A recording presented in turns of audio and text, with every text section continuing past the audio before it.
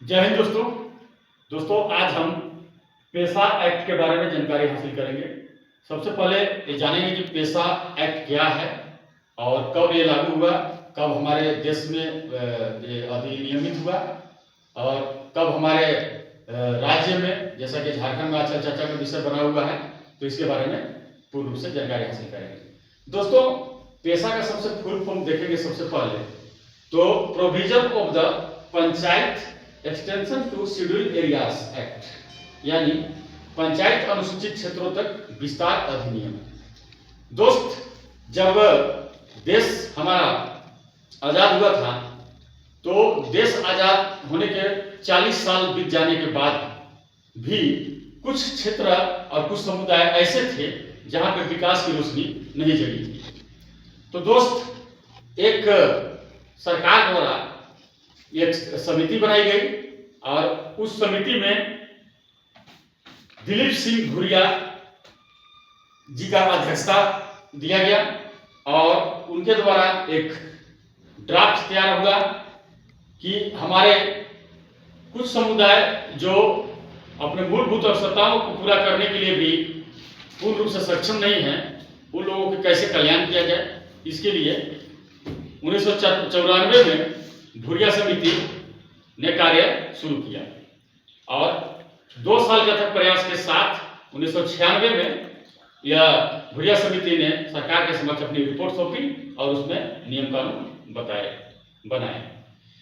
दोस्तों, सबसे पहले ये जानकारी हासिल करेंगे कि हमारा संविधान में, हमारे भारतीय संविधान में यह पेशा एक्ट को भाग 9 और 5वें अनुसूची के तहत जगह दिया गया है और इसमें कुछ परीक्षाओं में पूछे जाने वाले प्रश्न, सवाल अक्सर इस प्रकार के पूछे जाते हैं, तो उसके विषय में भी हम लोग चर्चा करेंगे। अब बीच बीच में ये जानकारी भी हासिल करेंगे और क्वेश्चन को भी देखते रहेंगे। तो दोस्त, सबसे पहले देखेंगे कि ये पेशा एक्ट कब लागू हुआ। तो केंद्र में यह 1996 24 दिसंबर 1996 को यह लागू किया गया और उसके बाद केंद्र में जब कानून बन गया तो पूरे देश में 10 राज्यों को ऐसे चिन्हित किया गया जहां आदिवासी लोगों की बहुलता थी और उन लोगों के कल्याण के लिए कल्याणकारी योजनाएं बनाई गई। पहले सरकार द्वारा विभिन्न प्रकार की योजनाएं लागू की जाती थी, लेकिन गरीब लोगों तक वह पहुंचने में सक्षम नहीं होता था। ये सब को देखते हुए इस कमी को दूर करने के लिए सरकार ने ये मंथन किया और उस समय तत्कालीन प्रधानमंत्री एच.डी. देवगौड़ा जी थे, जबकि हमारे राष्ट्रपति डॉक्टर शंकर दयाल शर्मा जी हुआ करते थे। तो उस समय उन्होंने इस पेशा एक्ट को अनुमोदन प्रदान किया।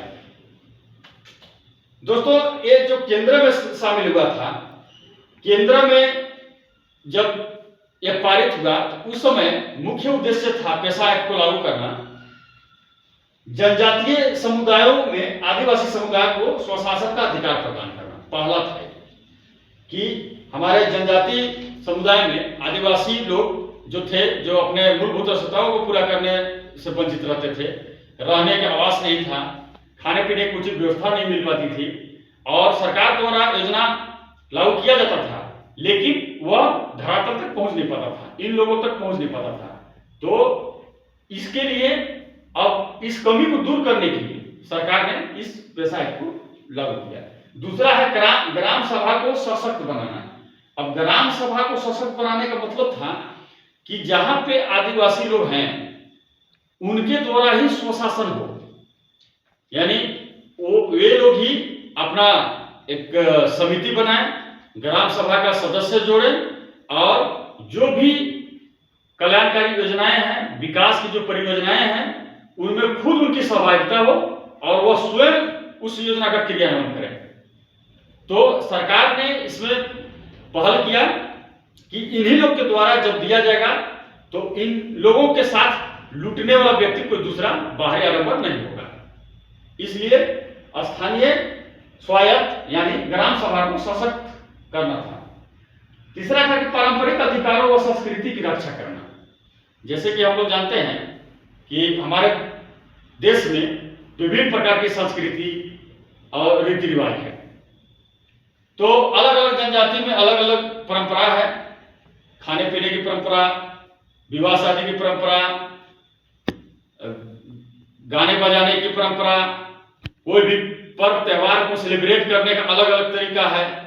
तो सबसे पहले आदिवासियों को उनकी परंपरा जो थी और जो संस्कृति थी उनको बचाने के लिए इस पेशा एक्ट के तहत उसमें लिया गया, ताकि वे अपने विरासत को बचाए रखें और उनकी जो संस्कृति है वो छीन न हो। चौथा था कि शोषण से बचाव।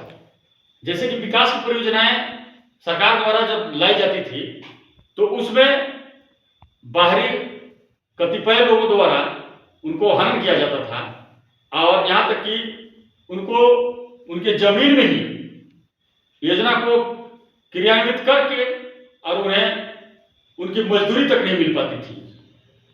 तो ये सब हक दिलाने के लिए और ये सब शोषण से बचाने के लिए सरकार ने इस पेशा एक्ट को लागू किया था। पांचवा था शक्तियों का विकेंद्रीकरण। अब जैसे था कि कुछ बड़े बड़े पंचायतों द्वारा उनके निम्न वर्ग के लोगों का शक्ति का हनन करना और उनके अधिकारों को छीनना, इसलिए सरकार ने ग्राम सभा के माध्यम से कि जब एक उच्च स्तर पंचायत में जो अधिकारी लोग बैठे रहेंगे उनको एक जवाबदेही बनेगी कि जो ग्राम सभा जो बनी है उनके तहत जो योजना दिया गया है वो योजना कितना कारगर हो रहा है और कितना कार्य हुआ है और किन लोगों को लाभ मिल रहा है। इसलिए ग्राम सभा को ही पावर दिया गया ताकि वे अपने पावर का इस्तेमाल करके अपना कल्याण कर सके। दोस्तों, जब यह पेशा एक्ट हमारे देश में लागू हो रहा था उस समय 10 राज्यों को चिन्हित किया गया था। अब परीक्षा में कभी यह भी पूछा जा सकता है कि बताइए कि इनमें से कौन सा राज्य पेशा एक्ट के तहत नहीं है या पेशा एक्ट के तहत है। तो हमें इन 10 राज्यों को याद कर लेना जरूरी है। और जैसा कि अभी झारखंड में ये चर्चा काफी चल रही है तो निश्चित रूप से आने वाले जो भी प्रतियोगिता परीक्षाएं होगी तो उसमें इसमें से क्वेश्चन शामिल किए जाएंगे। इसमें से 5 क्वेश्चन मैं बनाया हूं जिसके बारे में वीडियो के लास्ट में मैं बताऊंगा। वीडियो को अंत तक देखें और उस क्वेश्चन से लाभ उठाएं। तो सबसे पहले 10 राज्य कौन कौन से इसके बारे में जानकारी लेंगे। तो उस 10 राज्यों को याद करने के लिए थोड़ा लंबा पड़ेगा, तो उस लंबा को मैं शॉर्टकट ट्रिक्स के माध्यम से समझाना चाहता हूं। अब एक ऐसा ट्रिक्स जो कि कभी नहीं भूलेंगे, बस 2 ही शब्द याद रखना है, उतने में ही पूरा राज्य का नाम याद हो जाएगा। वो 10 राज्य कौन कौन से देखिए। मोटर CGJH, जैसा कि गाड़ी में हम लोग देखते हैं कि झारखंड की गाड़ी है तो JH लिखा रहता है और छत्तीसगढ़ की गाड़ी है तो CG लिखा रहता है गाड़ी नंबर में। तो मोटर मतलब गाड़ी, कार हो गया तो मोटर CGJH। अब इसी में छुपा हुआ 10 राज्य का नाम देखिएगा। M से हो गया महाराष्ट्र और फिर M आ गया मध्य प्रदेश, O से हो गया उड़ीसा, T से हो गया तेलंगाना, A से हो गया आंध्र प्रदेश, R से हो गया राजस्थान और C से हो गया छत्तीसगढ़ और G से हो गया गुजरात, J से हो गया झारखंड और H से हो गया हिमाचल प्रदेश। दोस्तों, ये ट्रिक्स को इस्तेमाल करके आप 10 राज्यों को आसानी से याद कर सकते हैं। तो ये मोटर CGJH केवल इतना ही याद रखना है। जब भी परीक्षा में अगर इस प्रकार का राज्य पूछे तो आपको मोटर CGJH याद रखना है। उसमें जो जो टेस्ट है उसके तहत आपको अपने आप समझ लेना है कि ये राज्य शामिल है या नहीं है। अब देखिए, ये जब झारखंड में जब लागू करने की बात आई तो उस समय बाकी राज्यों में यह पूर्ण रूप से लागू हो गया था, लेकिन हमारा उस समय बिहार एकीकृत राज्य था तो उस समय झारखंड बिहार में ही शामिल था। कुछ लोगों के द्वारा ऐसे उन्हें लगा होगा कि शायद इस नियम को लागू कर देंगे तो शायद घाटा हो जाएगा, तो घाटा को बचाने के लिए उन लोगों ने यह नियम को लागू नहीं किया होगा। लेकिन अभी फिलहाल 25 सालों के बाद यह नियम जो है झारखंड में भी अधिनियमित किया जा रहा है। तो अभी 23 दिसंबर 2025 को झारखंड सरकार द्वारा यह कैबिनेट की बैठक बुलाई गई और उस बैठक में 39 प्रस्तावों के साथ इस पेशा एक्ट को भी शामिल किया गया और इस पेशा एक्ट को मंजूरी भी दे दिया गया 39 प्रस्ताव के साथ। अब है कि झारखंड में किन किन जिलों में यह लागू होगा। तो झारखंड में सर्वप्रथम देखेंगे तो 15 जिलों में लागू है, जिसमें 13 जिला में पूर्ण रूप से है और 2 जिले ऐसे हैं जिसमें आंशिक रूप से इसका असर देखने को मिलेगा। यानी कुछ पंचायत में जैसे पलामू और गोड्डा 2 जिले ऐसे हैं जिनके कुछ पंचायतों में इस नियम को लागू किया जाएगा, क्योंकि वहां पे बाकी जगहों पे बहुल आदिवासी क्षेत्र नहीं है, इसलिए कुछ एक पंचायत को उसमें शामिल किया गया है। अब जो है झारखंड में कौन कौन से जिले हैं, तो इसके लिए हम एक ट्रिक्स लाए हैं जिसको ध्यान से देखिए। आरके डीजे, आजकल डीजे में सुनते हैं आरके डीजे, ऐसे नाम बोल करके बोलता है, तो वो आरके डीजे पहले याद कर लीजिए, आरके डीजे। हाँ, उसके बाद एलपीजी, एलपीजी गैस सुने हैं, लिक्विड पेट्रोलियम गैस, तो ये एलपीजी हो गया। और एसएसएस, अब इसमें ध्यान ये रखना है कि एल में 2 जिला है और पी में 4 जिला है और जी में 2 जिला है और एस इसमें 3 जिला है। अब इसको देखिए, आर से हो गया रांची, के से हो गया खूंटी, डी से हो गया दुमका, जे से हो गया जामताड़ा, एल से हो गया लोहरदगा और एल से हो गया लातेहार।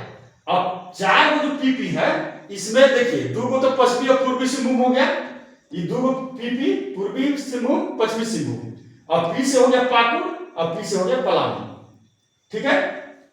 और जी इसमें देखिए गुमला और गोड्डा, ये 2 जिले हो गए, गुमला और गोड्डा। और एसएसएस यानी सिमडेगा, साहेबगंज और सरायकेला खरसावा, तो इसमें से सारे 15 जिला को शामिल किया गया है। इस ट्रिक्स के माध्यम से आई होप कि आप लोग याद कर पाएंगे। अब जो है जो क्वेश्चन पूछा जाएगा उसमें क्वेश्चन को ध्यानपूर्वक सुनिए। सबसे पहले क्वेश्चन केंद्र सरकार केंद्र से उठाया जाएगा कि पेशा एक्ट केंद्र द्वारा कब लाया गया।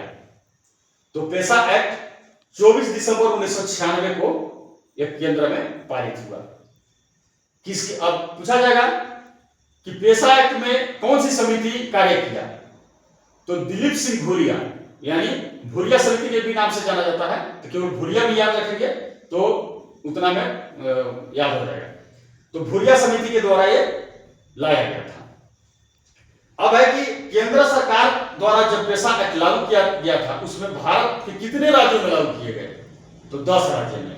अब उन राज्यों में हो सकता है सवाल इसमें भी एक पूछ दे, 4 ऑप्शन दिए जाएंगे, 4 में एक राज्य को शामिल कर दिया जाएगा, गुजरात को शामिल करके, और पूछ देगा सवाल में कि इसमें से कौन सा राज्य है जो पेशा एक्ट के तहत आता है, तो गुजरात ऑप्शन में जो रहेगा मार देना है। हो सकता है राजस्थान डाल दे तो राजस्थान मार देना है, आंध्र प्रदेश डाल दे आंध्र प्रदेश, माने जो 10 राज्य है उसको याद रखना है। अब है झारखंड में पूछा जाएगा कि झारखंड में कैबिनेट के द्वारा पेशा एक्ट को मंजूरी कब मिली, तो 23 दिसंबर को ही कैबिनेट की मंजूरी मिल गई, जबकि 23 दिसंबर को राज्य सरकार द्वारा यह मंजूरी मिली और 24 को जो पेशा एक्ट के तहत जो नियम बनाया गया था, तो 24 दिसंबर को हमेशा पेशा अधिनियम दिवस के नाम से जाना जाता है। पूछा जाएगा सवाल कि पेशा अधिनियम दिवस कब मनाया जाता है, 8 दिसंबर, 12 दिसंबर, 19 दिसंबर, 24 दिसंबर, तो 24 दिसंबर को, ठीक है। अब यह अभी सरकार के द्वारा संकल्प जारी नहीं किया गया है। अब हो सकता है इसमें कुछ और नियम कानून और जोड़ने होंगे, तो कुछ ही दिनों में उम्मीद है कि यह संकल्प के साथ अधिनियमित किया जाएगा और इस नियम को लागू भी किया जाएगा। इसमें झारखंड में कितने जिलों में यह नियम को लागू किया गया है? तो झारखंड में 15 जिले में यह नियम लागू किया गया। आंशिक रूप से कितने जिले में किए गए? तो 2 जिलों में। और सवाल उसी प्रकार से जैसे केंद्र में राज्य में पूछेगा, इसमें से डाल दिया जाएगा कि साहेबगंज ऑप्शन में दिया जाएगा, उसके बाद 3 दूसरे जिले को डाल दिया जाएगा। पूछेगा कि इसमें से पेशा एक्ट के तहत कौन सा जिला है, तो आपको याद रखना होगा कि साहेबगंज इसमें है। हो सकता है सिमडेगा डाल दे, हो सकता है कि पाकुड़ डाल दे, पलामू डाल दे, रांची डाल दे, खूंटी डाल दे, जो भी डाल दे, तो इसके तहत 4-5 सवाल आ सकते हैं। आई होप कि पेशा एक्ट को भलीभांति से आप लोग समझ पाए होंगे और इसे अमल में भी लाने की अपेक्षा करता हूं। और इसका जो नियम है, जो अभी अधिनियमित राज्य सरकार द्वारा जो झारखंड के लिए जो पूर्ण रूप से नहीं किया गया है, जब यह नियम लागू हो जाएगा तो मैं अगले वीडियो में उस नियम के बारे में बताऊंगा कि कौन कौन से नियम इसमें लागू किए गए हैं। तो मिलते हैं अगले वीडियो में, तब तक के लिए जय हिंद जय भारत।